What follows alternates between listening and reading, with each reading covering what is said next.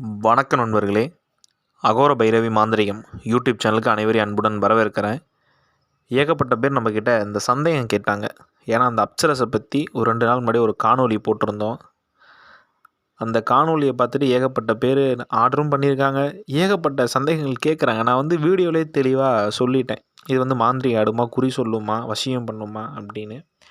அப்சரஸை பொறுத்த வரைக்கும் நல்லா தெளிவாக கேளுங்க. இதோட என்ன விஷயம் நான் தெளிவாக சொல்கிறேன், முழுசாக கேளுங்க. அப்சரஸை பொறுத்த வரைக்கும் நம்ம கட்டையில் பாவையாக தான் கொடுப்போம், சரிங்களா? இதை நீங்கள் எங்கே தூங்குறீங்களோ அந்த இடத்துல தான் வைக்கணும். அந்த இடம் அழுக்கு துணியை சில பேர் வீட்டு மூலையில் வைப்பாங்க, குப்பையை ஒரு ஓரமாக இது பண்ணுவாங்க. கொஞ்சம் சுத்தம் இல்லாமல் சில பேர் வீட்டில் வச்சுருப்பாங்க. நான் யாரும் தவறாக எடுத்துக்க வேண்டாம். கொஞ்சம் சுத்தம் இல்லாமல் வச்சுருப்பாங்க, ஒரு நீட்டாக இல்லாமல். அப்படி இருக்கக்கூடாது. இந்த அப்சரஸ் நம்ம உங்களுக்கு ஒரு தாரவாத்து நம்ம கொடுக்குறோம் அப்படின்னா, இதை நீங்கள் அழைக்கும்போது மனைவியாக மட்டும்தான் அழைக்கணும், சரிங்களா? உங்களுக்கு புரியும்னு நினைக்கிறேன். நீங்கள் மனைவியாக அதை அழைச்சிங்கன்னா அது இல்லறத்துக்கு மட்டும்தான் உங்களுக்கு பண்ணும், சரிங்களா?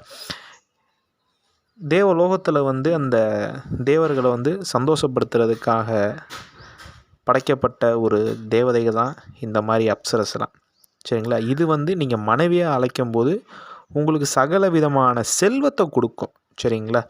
இப்போ நீங்கள் ஒரு ஒரு மனைவி இருக்காங்க அப்படின்னா, ஒரு கணவன் பணங்காசோடு நல்லா இருக்கணும், போகிற இடமெல்லாம் செல்வ செழிப்போடு இருக்கணும் அப்படிம்பாங்க. ரெண்டாவது ஒரு முக்கியமான விஷயம் என்னென்னா, என்னால் ஒரு விஷயம் அடித்து சொல்ல முடியும். உடலில் எந்த ஒரு இந்த வியாதி இது வராது. இந்த சுகரு, பிபிலாம் எந்த ஒரு சின்ன இது கூட வராதுப்பா, சரிங்களா? இதுக்கு மட்டும்தான் அப்சரஸுங்கிறது பயன்படும். இந்த குறி சொல்கிறது, மாந்திரிகம் ஆடுறது, ஒருத்தவங்களை வசியம் பண்ணுறது, மாரணம் ஆடுறது, ஏவல் எதுக்கும் இதாகாது. இதை வேணுங்கிறவங்க நம்மளை தொடர்பு கொண்டு வாங்கிக்கோங்க, சரிங்களா? மீண்டும் அடுத்த காணொலியில் சந்திக்கிறேன். நன்றி, வணக்கம்.